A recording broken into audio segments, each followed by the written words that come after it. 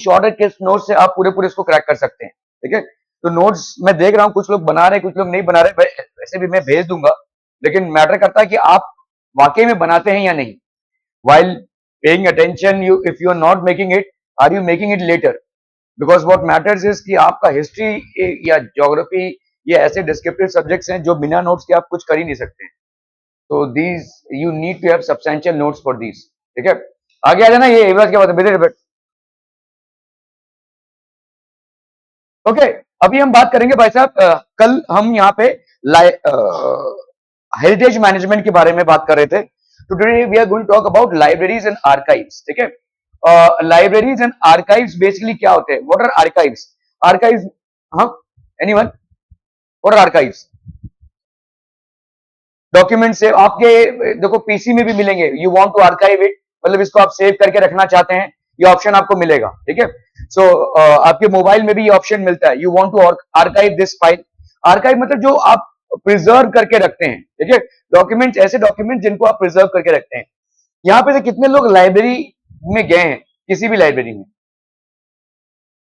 आप जाते हैं शायद, right? Okay, please make it a habit. हमारे पास तो भाई साहब आपकी तरह इतने संसाधन नहीं थे, हमारे टाइम पे गूगल वगैरह, इंटरनेट वगैरह कुछ था नहीं, तो हमको जो भी किताबें या एक्सटेंसिवली पढ़नी रहती थी, the only thing that we had was library.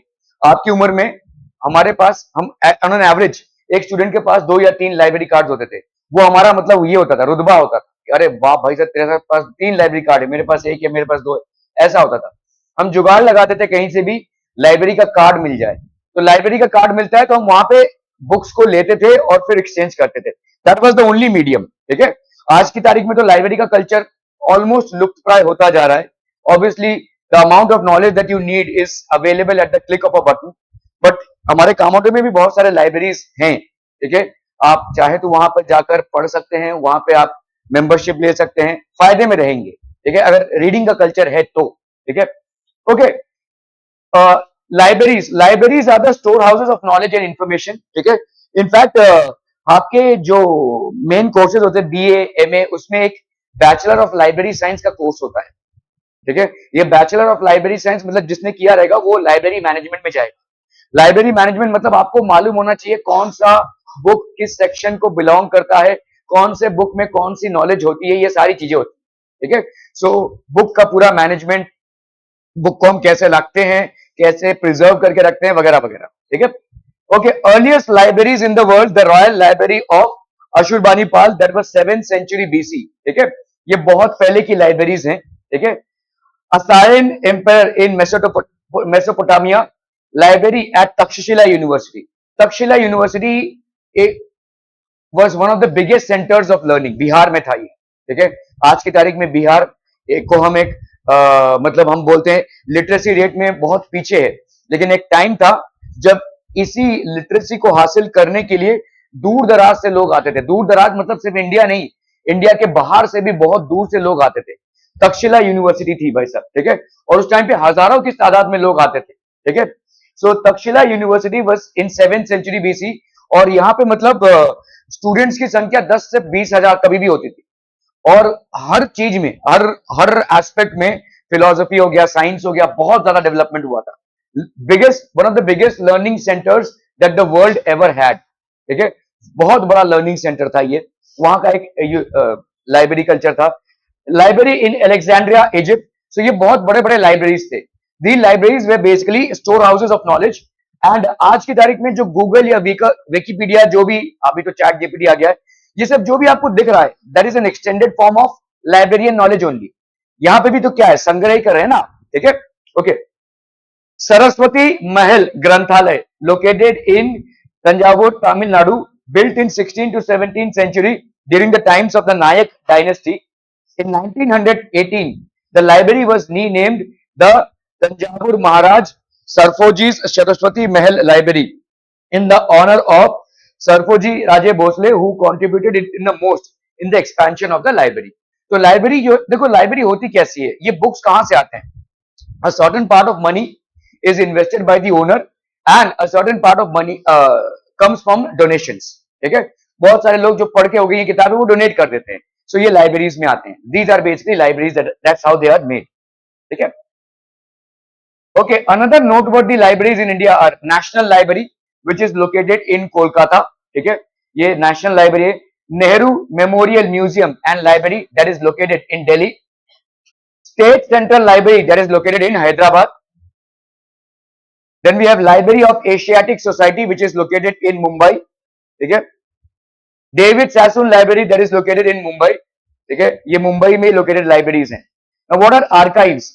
Archives where people, where public records or historical documents are kept.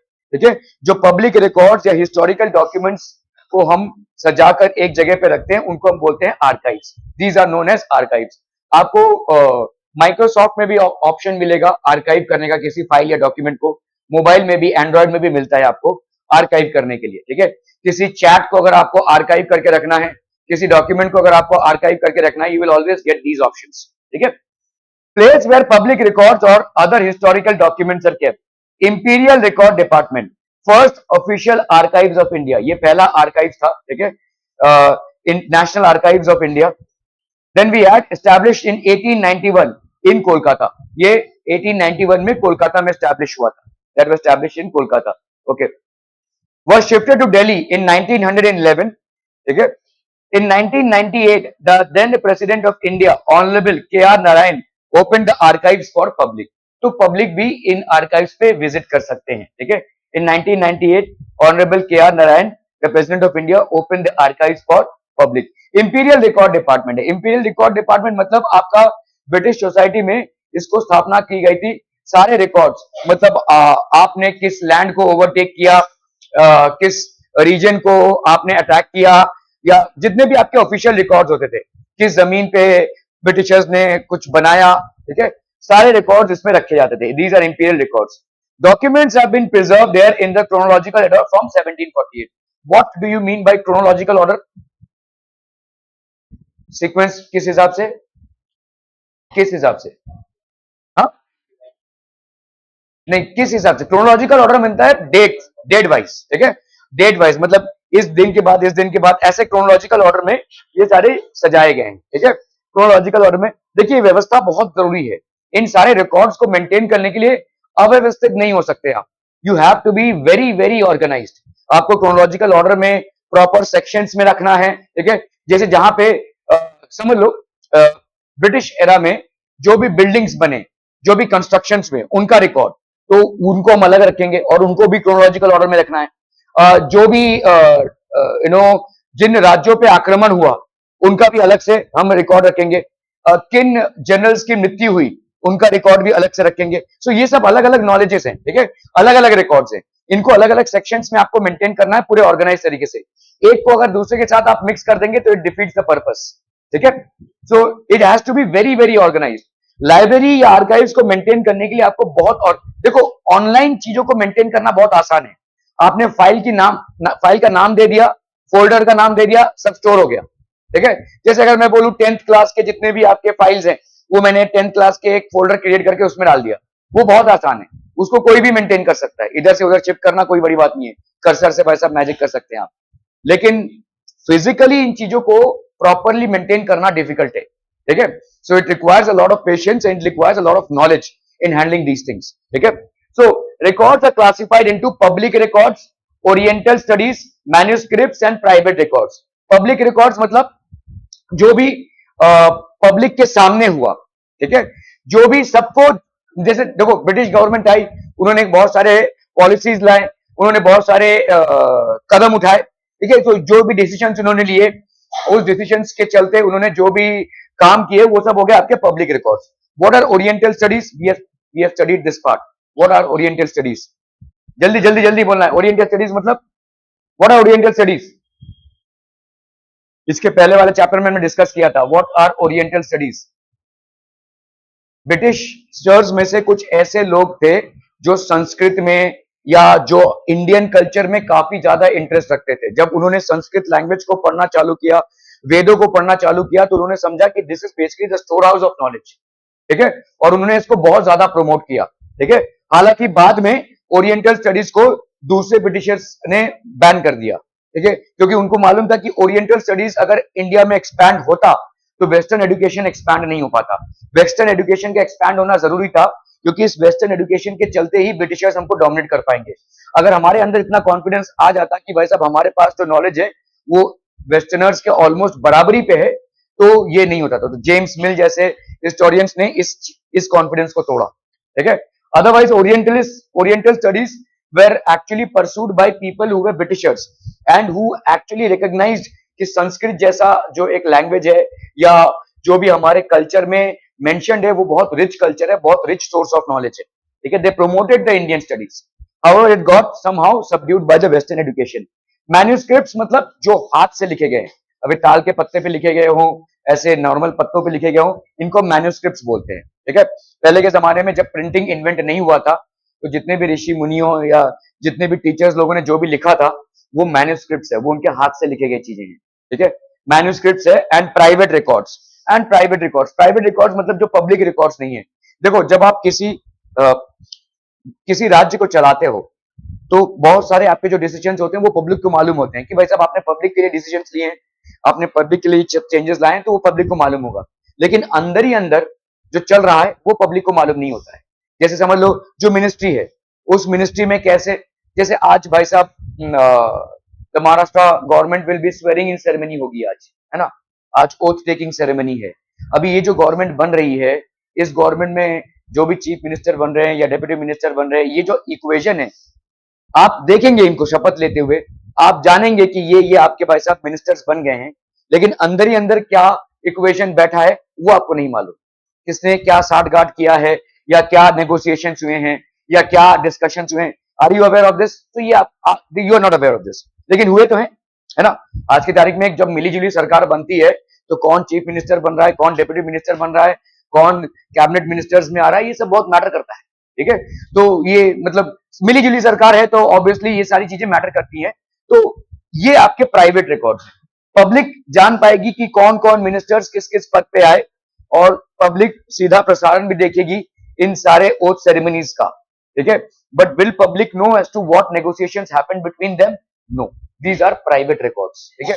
ये प्राइवेट रिकॉर्ड्स, ठीक है। तो आपके आर्काइव्स में ये सारे मेंटेन होते थे, ये एडमिनिस्ट्रेशन के प्राइवेट रिकॉर्ड्स के पास, ठीक है। Are we clear on this one people? Okay.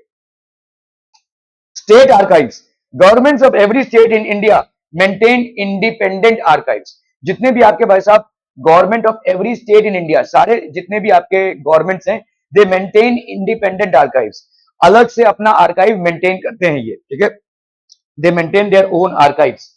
Branches of Maharashtra government archives कहां पे है भाई साहब? मुंबई, पुणे, कोल्हापुर, औरंगाबाद एंड नागपुर, इन सब जगहों पे भाई साहब महाराष्ट्र गवर्नमेंट के आर्काइव्स हैं, ठीक है। सारे रिकॉर्ड्स हैं, all records are basically located in these places, Mumbai, Pune, Kolhapur, Aurangabad and Nagpur. There are about 5 crore Modi documents. ये मोदी मतलब हमारे प्राइम मिनिस्टर नहीं, मोदी मतलब लैंग्वेज, ठीक है। Persian and Modi well languages. So there are about 5 crore Modi documents. Modi एक लैंग्वेज है related to Maratha history in the Pune branch. Pune branch में ही मराठा हिस्ट्री पे ऐसे 5 करोड़ डॉक्यूमेंट्स हैं which are refer to as the Peshwa दफ्तर, ठीक है। दफ्तर मतलब ऑफिस होता है बेसिकली, ठीक है। पेशवा दफ्तर, दस्तावेज जिसको हम बोलते हैं, डॉक्यूमेंट्स। पेशवा के टाइम पे, क्योंकि बहुत सारे पेशवास मराठा डायनेस्टी को एक टाइम पे चला रहे थे, तो उस टाइम पे जो भी डिसीजंस लिए गए या जो भी वॉरफेयर हुआ या जो भी आपके निर्णय लिए गए वो सब भाई साहब डॉक्यूमेंटेड है। These are referred to as Modi documents, ठीक है। Are we clear on this one people? Okay okay okay. The archive at Dash branch is referred to as the Peshwa Daftar, right? Pune. Okay, so Pune branch is referred to as the Peshwa Daftar. Okay. दफ्तर मतलब होता है office, और पेशवा मतलब आप जानते हैं Maharashtra history में शिवाजी के जाने के बाद, उनके बेटे के जाने के बाद पेशवास टुक ओवर, ठीक है। ये जो पेशवा थे ये बेसिकली आर्मी जनरल्स थे and they expanded the Maratha empire, ठीक है। Okay. The first official archives of India, the Imperial Record Department, was established in 1891 in Delhi, Mumbai, Chennai, Kolkata. Kolkata, okay, चलिए भाई साहब। Name the first official archives of India.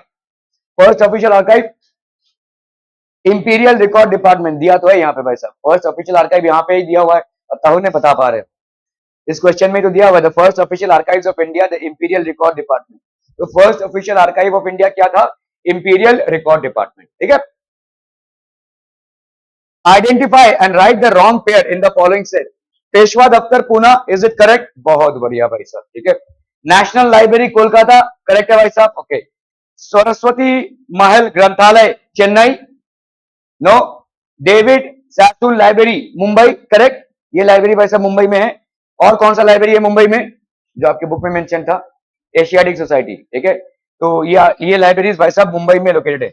But is this located in this is the wrong pair, ठीक है। सरस्वती महल ग्रंथालय located in Chennai is the wrong pair. Okay okay okay. 2019 का question है, 2 marks का question है। Complete the concept map. Noteworthy libraries in India, Kolkata में, ठीक है। Library of Asiatic society Hyderabad, Nehru memorial museum and library, ठीक है। तो इसको भाई साहब कंप्लीट करना है। Nehru memorial museum and library is located इन दिल्ली, ठीक है, ओके। आपका भाई साहब कोलकाता में कौन सा लाइब्रेरी लोकेटेड था? नेशनल लाइब्रेरी अभी भी है। लाइब्रेरी ऑफ एशियाटिक सोसाइटी ये भाई साहब आपके मुंबई में लोकेटेड है, ठीक है। और दूसरा कौन सा लोकेटेड है? हाँ, डेविड सैसुल लाइब्रेरी, ठीक है, ओके। और भाई साहब आपका हैदराबाद में कौन सा है? स्टेट सेंट्रल लाइब्रेरी, ठीक है। हैदराबाद में स्टेट सेंट्रल लाइब्रेरी है, okay okay. Why is library management important? आपका देखो 3 मार्क्स का क्वेश्चन है, 2019 में भी आया है, 2022 में भी रिपीट हुआ है। लाइब्रेरी मैनेजमेंट इंपॉर्टेंट क्यों है? देखो जैसे आप अगर फाइल्स को मैनेज करते हैं कंप्यूटर में, बड़े आराम से कर सकते हैं वैसे, फोल्डर क्रिएट करके रख दिया, टाप टाप टाप टाप भाई साहब। इसी तरह से आपको लाइब्रेरी में प्रॉपरली बुक्स को क्रोनोलॉजिकल ऑर्डर में मेंटेन करना बहुत जरूरी है, अदरवाइज सब अफला तफली हो जाएगी, ठीक है। So why is library management important? Libraries are the store houses of knowledge, obviously भाई साहब। तो ये पूरे स्टोर हाउस है नॉलेज के, ठीक है। We get knowledge about various things, ठीक है, history, culture, art, science, everything, ठीक है। Everything you name it you will be getting it in library, ठीक है।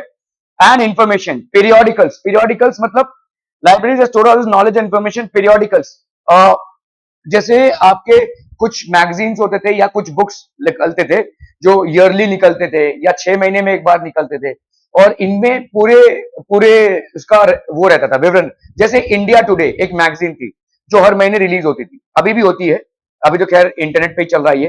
तो इंडिया टुडे बेसिकली गवर्नमेंट के मतलब इंडिया में जितनी भी बड़े बड़े चीजें हुई हैं उनका एक रिकॉर्ड रहता था, दैट इज कॉल्ड पीरियोडिकल, ठीक है, that is called a periodical. Various kind of literature, अलग अलग टाइप्स के जो लिटरेचर है आपके, रिसर्च आर्टिकल्स एंड पेपर्स, तो ये आपको सब मिल जाएगा लाइब्रेरी में। इनफैक्ट जो लोग पीएचडी करते हैं, जो आपका किसी एक सब्जेक्ट पे किसी एक टॉपिक पे जो रिसर्च करते हैं, आपको आधे से ज्यादा टाइम वो लाइब्रेरी में ही मिलेंगे, ठीक है, क्योंकि वहां से उनको सारा नॉलेज मिलता है। They have to write papers, ठीक है, वहां आपको ज्यादा करके पीएचडी स्टूडेंट्स लाइब्रेरीज में मिलेंगे, ठीक है। सो ये these are basically research articles and papers, they have to go through all of these, ठीक है। लाइब्रेरी का सिस्टम होता है काफी, देखिए लाइब्रेरी काफी अफोर्डेबल होता है।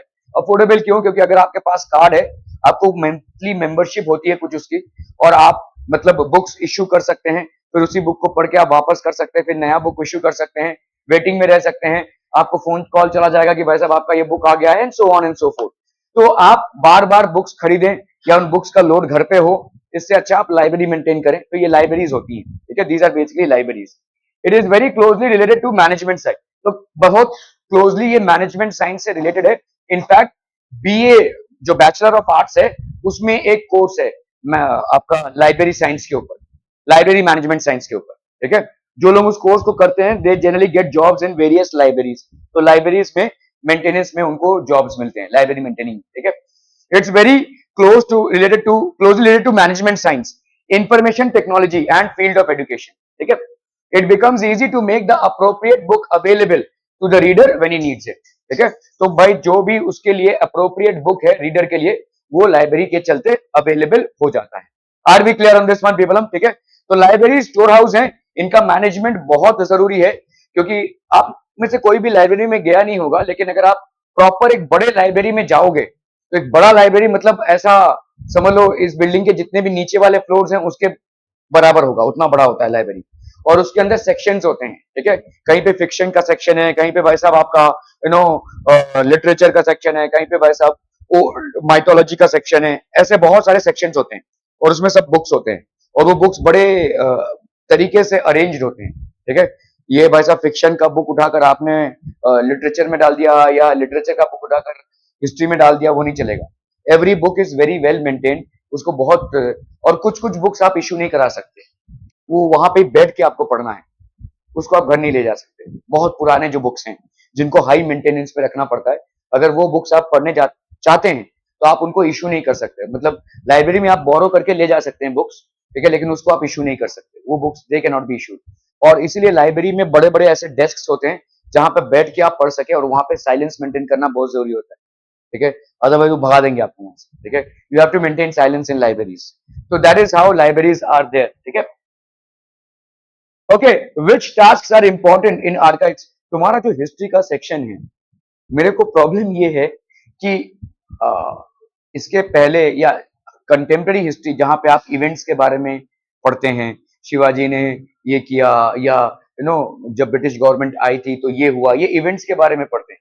इवेंट्स के बारे में आपको पढ़ाना या समझाना बहुत आसान होता है, ये जीता वो हारा, ठीक है, ये जीतने के बाद ये चेंजेस आए, ये सब पढ़ाना या समझाना आसान होता है।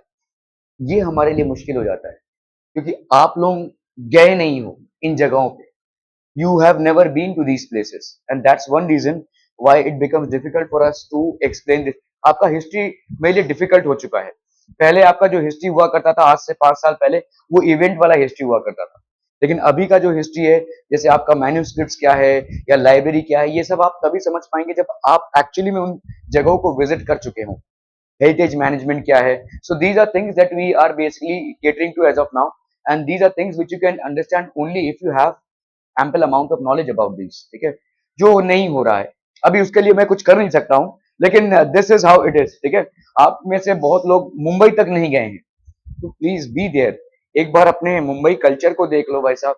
आपका एशियाटिक सोसाइटी इतनी बार इतने सारे चैप्टर्स में वो आया हुआ है, यहाँ पे मैं बोल सकता हूँ ऑलमोस्ट 100% लोगों ने एशियाटिक सोसाइटी नहीं देखा होगा, नहीं देखा है आप लोगों ने। शायद ज्यादा से ज्यादा आप छत्रपति शिवाजी टर्मिनस देखे होंगे आप, क्योंकि वहां पे आप कभी ना कभी भूल भटके गए होंगे, बट अदरवाइज अदरवाइज ये आपका जो कल हमने केव्स के बारे में पढ़ा, ये बाहर से लोग आ रहे देखने के लिए, आप नहीं गए हैं। और क्यों नहीं गए हैं ये आप ही अच्छी तरह से जानते होंगे, क्योंकि ज्यादा खर्चा भी नहीं है इसमें।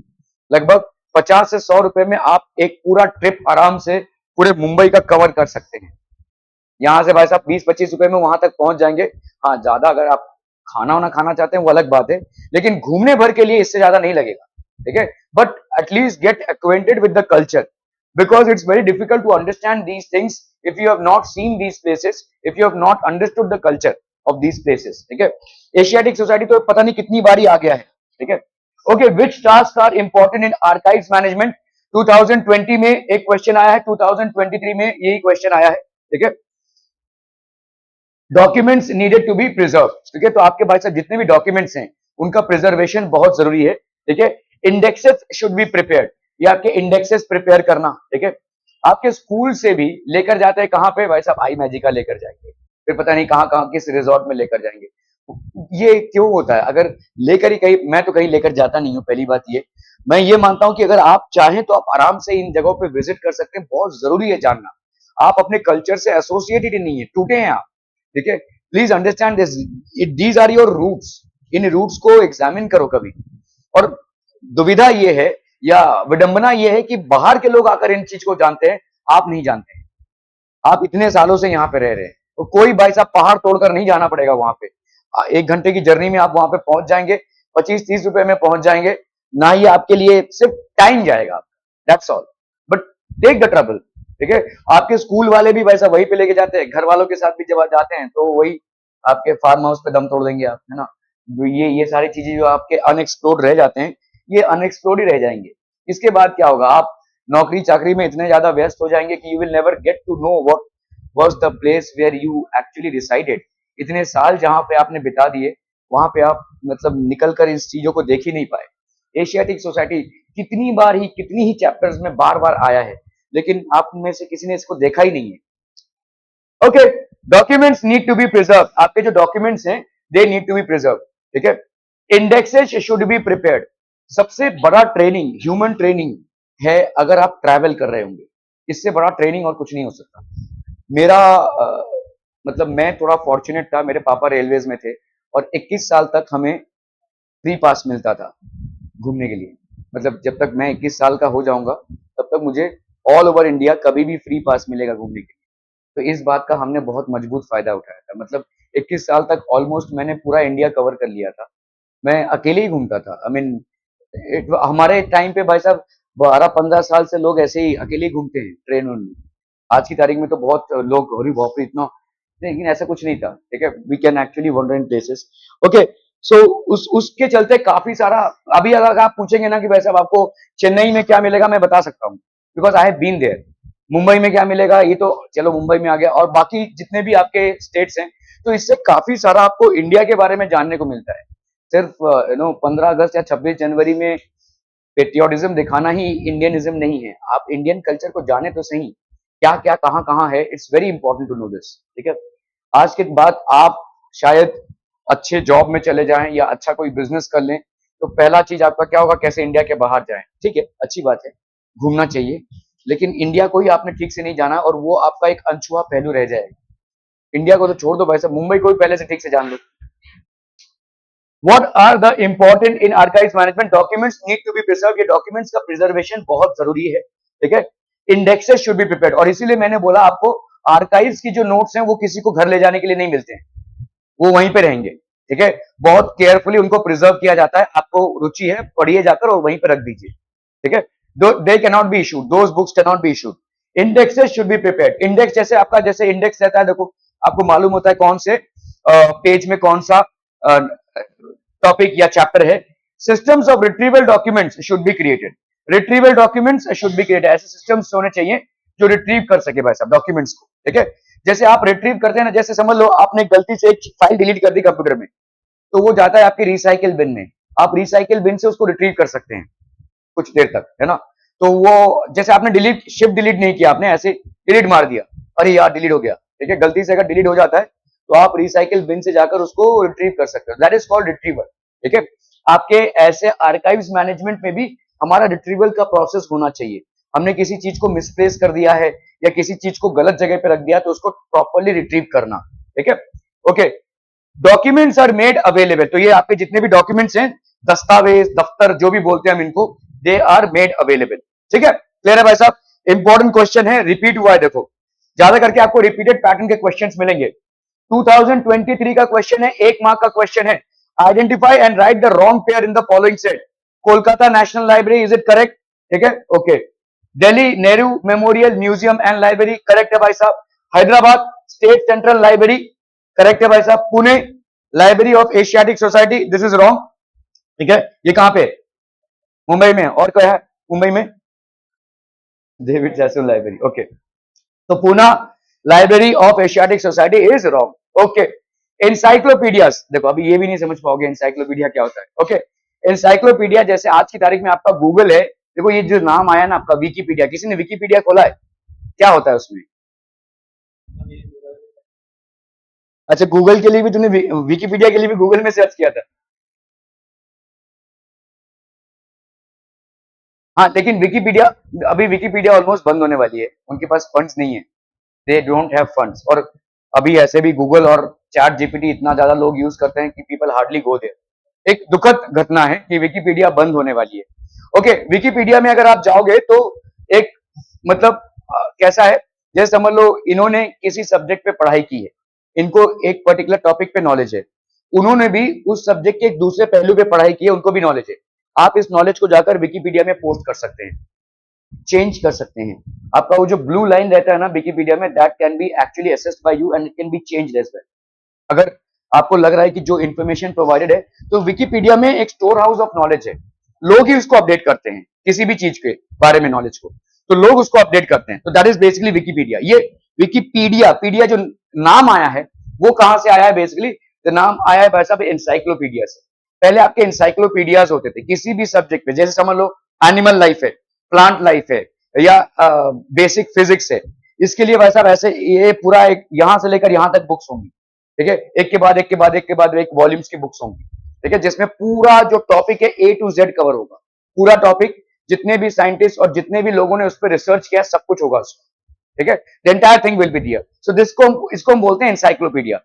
हिस्ट्री का इंसाइक्लोपीडिया है, ज्योग्राफी का इंसाइक्लोपीडिया है, जितने भी आपके सब्जेक्ट्स हैं, साइंस का इंसाइक्लोपीडिया है, बायोलॉजिकल लाइफ का इंसाइक्लोपीडिया है, ऐसे इंसाइक्लोपीडियाज होते थे। आज की तारीख में ये लुप्त होता जा रहा है, क्योंकि इसको स्टोर करने का बहुत बड़ा एक भारी काम है। इंसाइक्लोपीडियाज जो है बहुत स्टोर हाउस ऑफ नॉलेज है, सिस्टमैटिक कंपाइलेशन ऑफ इंफॉर्मेशन और नॉलेज ऑफ वेरियस टॉपिक्स। ठीक है, तो ये सिस्टमैटिक कंपाइलेशन है, मतलब सिस्टम से इस पूरे नॉलेज को वैसे सजाया गया है। ठीक है, okay. Benefits of encyclopedia: make vast volume of knowledge accessible to readers. बहुत बड़ा वॉल्यूम है ये, ठीक है, और रीडर्स को एसेसिबल होता है। Help satisfy curiosity. आपके पास जो भी क्वेश्चन होगा, जिस भी टॉपिक को लेकर, ऑलमोस्ट उसका आंसर इंसाइक्लोपीडिया में आपको मिल जाएगा। ठीक है, you will get it in encyclopedia. Highlights research areas that are not explored. ठीक है, they are indicators of the state of cultural ripeness of a society. ठीक है, जिस सोसाइटी में जितनी ज्यादा पढ़ाई लिखाई और रिसर्च हुई है, उसका इंसाइक्लोपीडिया भी उतना ही स्ट्रॉन्ग रहेगा। ठीक है, the encyclopedia will be that strong. Criteria for designing it structure: accuracy, बहुत एक्यूरेटली इसको डिजाइन करना पड़ता है, इंफॉर्मेशन जो है बहुत एक्यूरेटली लेना पड़ता है। मेटिकुलसनेस, मेटिकुलसनेस मतलब आपका कोई चूक ना हो नॉलेज में, कुछ भी उल्टे सुल्टे ना लिख देना। ठीक है, मेटिकुलसनेस। ऑब्जेक्टिविटी, जिस चीज के बारे में हम पढ़ रहे हैं उसी चीज के बारे में, हिस्ट्री के बारे में तो हिस्ट्री के बारे में, उसमें साइंस या ज्योग्राफी नहीं ढूंढेंगे। ठीक है, standardize format of presentation and updated information, तो प्रॉपर फॉर्मेट में और आपका भाई साहब अपडेटेड इंफॉर्मेशन, तो बहुत सारी चीजों में इंफॉर्मेशन अपडेट होती रहती है। किसी और ने रिसर्च पेपर फाइल किया है, किसी और ने ज्यादा रिसर्च किया है, तो वो वाला अपडेटेड इंफॉर्मेशन इसमें रिफ्लेक्ट होगा। ठीक है, okay. Arrangement should be either in alphabetical order और according to the order of topics, तो अल्फाबेटिकल ऑर्डर में होता है या according to the order of topics, जो भी टॉपिक्स के ऑर्डर है उसके हिसाब से इसको अरेंज किया जाता है। Encyclopedias. Articles to be written by subject experts, तो जो लोग हिस्ट्री के या जो लोग ज्योग्राफी के या जो लोग साइंस के या फिजिक्स के या केमिस्ट्री के जो लोग सब्जेक्ट एक्सपर्ट्स हैं, वो लोग इनको लिखते हैं इंसाइक्लोपीडियाज। ठीक है, टाइप्स ऑफ इंसाइक्लोपीडिया ऐसे डिक्शनरी, देखो डिक्शनरी जो है वो एक टाइप ऑफ इंसाइक्लोपीडिया है, that is basically a type of encyclopedia. ठीक है, डिक्शनरी है क्या, देखो collection of words, there meaning, synonyms. ठीक है, वर्ड उनके मीनिंग होते हैं, सिनोनिम्स मतलब उनके जो सिमिलर मीनिंग वाले वर्ड्स, एंड एटाइमोलॉजी, कैसे उसको प्रोनाउंस किया जाए, जैसे टर्मिनोलॉजी, तो मु नॉल ओ जी, ये बेसिकली आपका प्रोनाउंसिएशन है। टर्मिनोलॉजी को हम इस तरह से प्रोनाउंस करते हैं, तो आपको डिक्शनरी में ये सारी चीजें मिल जाएंगी। तो ये भी एक काइंड ऑफ इंसाइक्लोपीडिया है, वर्ड्स का इंसाइक्लोपीडिया है। जो भी आपके एक पर्टिकुलर भाषा में वर्ड्स हैं, ठीक है, उनका मीनिंग, उनका सिनोनिम्स, उनका भाई साहब जो प्रोनाउंसिएशन है, all that is mentioned there. ठीक है, तो टाइमोलॉजी, तो टाइप्स आपके कॉम्प्रिहेंसिव डिक्शनरीज होती हैं, dictionaries which include only certain type of words. ठीक है, कॉम्प्रिहेंसिव डिक्शनरी मतलब जिसमें सारे वर्ड्स आते हैं, और ऐसे कुछ डिक्शनरीज होते हैं जिनमें सर्टेन टाइप ऑफ वर्ड्स जो है वो होते हैं। ठीक है, डिक्शनरीज ऑफ टर्मिनोलॉजी, टर्मिनोलॉजी मतलब जैसे मेडिकल टर्मिनोलॉजी। ठीक है, अभी मेडिसिन में रेडियोलॉजी क्या होता है, या मेडिसिन में भाई साहब आपका एंजियोप्लास्टी क्या होती है, ये जितने भी आपके मेडिकल टर्म्स हैं वो एक्सप्लेन रहेंगे, डिक्शनरीज ऑफ टर्मिनोलॉजी। ठीक है, शायद 9th स्टैंडर्ड या 10th स्टैंडर्ड की बुक में मैंने देखा था, आपके लास्ट पेज में टर्म्स रहते हैं और उसके बाद साहब डेफिनेशन से रहते हैं, देखो। ठीक है, इस तरीके का टर्मिनोलॉजी होता है। एक पर्टिकुलर सब्जेक्ट में जितने भी वर्ड्स आते हैं उनकी टर्म्स का डेफिनेशन और उनका एक्सप्लेनेशन। एटाइमोलॉजिकल डिक्शनरी मतलब जो वर्ड की उत्पत्ति हुई है वो कहां से हुई है, ठीक है, ये वर्ड कहां से आया है, ठीक है, where is this word coming from, so that is called etymological dictionaries. Thesaurus जैसे सिनोनिम्स, सिनोनिम्स मतलब सिमिलर वर्ड्स जो हैं, पर्यायवाची जिसको हम बोलते हैं। ठीक है, dictionaries of idioms and proverbs, idioms and proverbs जो मुहावरे हैं, जो कहावतें हैं, ठीक है, उनके ऊपर जो डिक्शनरी है, सो that is called dictionary of idioms and proverbs. Okay, comprehensive encyclopedia, देखो ये है विश्वकोश, इस तरीके का दिखता है, एक इंसाइक्लोपीडिया, एक कलेक्शन ऑफ बुक्स है। ठीक है, आपके ऐसे वॉल्यूम्स होते हैं 2 3 4 5 6 7, उस पे ब्रिटानिका बेसिकली ये बेस्ट है, मतलब ब्रिटानिका आपका इंसाइक्लोपीडिया का बेस्ट वर्जन है, विश्वकोश जिसको हम बोलते हैं। टाइप्स आपके क्या हो जाएंगे, it includes all subjects, for example encyclopedia Britannica, महाराष्ट्रीय ध्यान कोश, मराठी विश्वकोश, ये सारी चीजें रहेंगी। ठीक है, it includes comprehensive information on one chosen subject, for example भारतीय संस्कृति कोश, व्यानम ज्ञान कोश, एक पर्टिकुलर टॉपिक पे रहेगा भाई साहब। ठीक है, comprises the encyclopedic literature comprises articles providing information on all possible aspects or one or more predetermined subjects. For example, Maharashtra Jeevan volume 1 and 2, Sahar Pune volume 1 and 2, yearbook Manorama जो अभी भी publish होता है, ये ईयरबुक है जो अभी भी पब्लिश होता है. जो लोग यूपीएससी वगैरह की तैयारियां करते हैं, ठीक है, उन लोग इस बुक को काफी ज्यादा फॉलो करते हैं. मनोरमा ईयरबुक के लिए वो रुके रहते हैं कभी ये रिलीज होगा. जनरली मार्च या अप्रैल में ये रिलीज होता है और इसके रिलीज होने के टाइम पे जितने भी आपके इवेंट्स हुए हैं पूरे इंडिया में एक पर्टिकुलर ईयर में वो पब्लिश होते हैं, including the events that have happened in the past as well. Current year के इवेंट्स प्लस पास्ट ईयर के इंपॉर्टेंट इवेंट्स जो है वो पब्लिश होते हैं. Okay, indexes alphabetical list of individual subjects, places, keywords, reference books etcetera. ये आपके indexes होते हैं भाई साहब जो रहेंगे. Usually occurs at the end of a book. For example, the index of Marathi periodicals prepared by SG Date. Encyclopedia in history. Encyclopedia in history as academic exercises put stress on objectivity. Structure is influenced by national policies, ethical values and ideals. तो किस structure में हम history को पढ़ेंगे? तो national policies, ethical values क्या हैं, ideals क्या हैं, ठीक है. Can be medium of strengthening national identity. Example, भारतीय संस्कृति कोश edited by Mahadev Shastri Joshi. Looked upon as outstanding achievements of a society, manifestation of the collective intellect and creativity of a society. Early encyclopedias क्या क्या थे भाई साहब? First encyclopedia natural history by Pliny the elder, ठीक है, ये पहला encyclopedia था जो फर्स्ट सेंचुरी एडी में पब्लिश हुआ था, बहुत सालों पहले. Encyclopedia by Diderot the French philosopher on the 18th century. Encyclopedia Britannica ये सबसे ज्यादा चलता है और सबसे ज्यादा फेमस भी हुआ है. First published in 1761. Important milestone in the making of encyclopedia. ये पहली बार अपना encyclopedia जो है तो properly आपका मार्केट में आया. क्या हुआ? सप्लीमेंट नहीं है ना? Ancient tradition of dictionaries, Nighantu and शब्दकोश, ठीक है. Important books on medieval period, encyclopedic works of Mahanubhav sect, ठीक है. राज्य व्याहर कोश prepared during the reign of Chhatrapati Shivaji Maharaj. History related subjects भाई साहब आपका क्या है? Bharatvarshiya Prachin Aitihasik Kosh, earliest encyclopedia by Raghunath Bhaskar Godbole that was published in 1876, includes information about various individuals and places in ancient India. According to the editor, those individuals who lived in Bharatvarsh earned a name for themselves and were part of us along with their women, their sons, their religions, their lands and capitals, also the rivers and mountains in their lands, wherever their history is given in the encyclopedia. History में सारी चीजें सिर्फ dates और events ही नहीं, सारा culture भी include होता है. महाराष्ट्रीय ध्यान कोश 23 वॉल्यूम्स यहाँ पे पब्लिश हुई है भाई साहब, सिद्धार्थ वेंकटेश केतकर. भारतवर्षीय चैत्र कोश publish by Bharatiya Chaitra Kosh Mandal committee established by Siddheshwari Chitrav. 3 volumes were publish. Bharatvarshiya Prachin Chaitra कोश, ठीक है, इसमें भाई साहब वैदिक लिटरेचर, श्रुति, स्मृति, सूत्रास, ठीक है, वेदांगास, उपनिषद और पुराणास के बारे में इंफॉर्मेशन है. जैन और बुद्धिस्ट लिटरेचर के बारे में भी है. भारतवर्षीय मध्ययुगीन चैत्रकोश, मतलब ये आपके मेडिवल पीरियड पे चीजें हैं. और Bharatvarshiya Arvachin Chaitrakosh contain biographies of individuals in the respective periods, ठीक है. सम स्पेशल एनसाइक्लोपीडियाज, संगीत शास्त्रकार व कलावत याचना इतिहास. तो these are basically some special जो आपके इंसाइक्लोपीडियाज हैं वो पब्लिश हुए थे. Sthal Kosh, encyclopedias giving information about historical places in India. तो ऐसे सारे आपके इंसाइक्लोपीडियाज हैं, ये सब आपको याद करने पड़ेंगे, ठीक है. स्थान पोथी, ठीक है, compose by Muni Vyas of Mahanubhav sect, describes places visited by Chakradhar Swami, the founder of Mahanubhav sect. It gives us inkling about Maharashtra sect in those days.